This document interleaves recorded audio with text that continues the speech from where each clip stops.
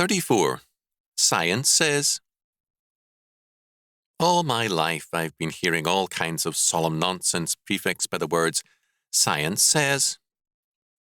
When I was in the 7th grade, our science teacher read predictions by a number of scientists about the future germ-free world when everyone would be living in glass-enclosed cities and farms. Now we know that most germs are beneficial and that life is impossible without them, but our scientists have not learned humility. I have a book by a prize-winning scientist in which he blames the Puritans for our desire for a germ-free world. The Puritans, of course, had nothing to do with what scientists taught a few years back. Again, in junior and senior high school and at the university, I was faithfully taught that our coal and oil reserves were small and the world would be without coal and oil in about 25 years. Well, 25 years have come and gone, and the estimate of the world's reserves is higher, but we still hear the same talk.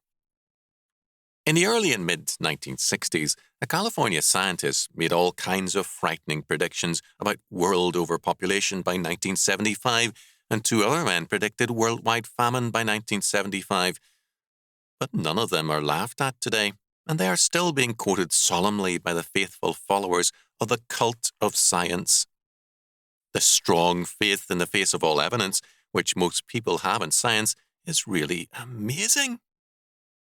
When they hear that science says something, they abandon all common sense and listen obediently to the current garbage. Many scientists tell us that a healthy skepticism is basic to science. What we too often see is the blindness of faith. On the other hand, these same people listen sleepily, if at all, to the proclamations of Scripture. Thus saith the Lord does not arouse in them the instant attention or curiosity which science says does, because their faith is not in the Lord, but in science, one of the modern Baals. A man listens to what he believes in, and man's thinking is determined by his faith. St. Paul speaks of those who have itching ears to hear lies and false doctrine, and there will always be people to supply itching ears with the nonsense they are drawn to. The problem lies in us. Will we have itching ears or hearing ears?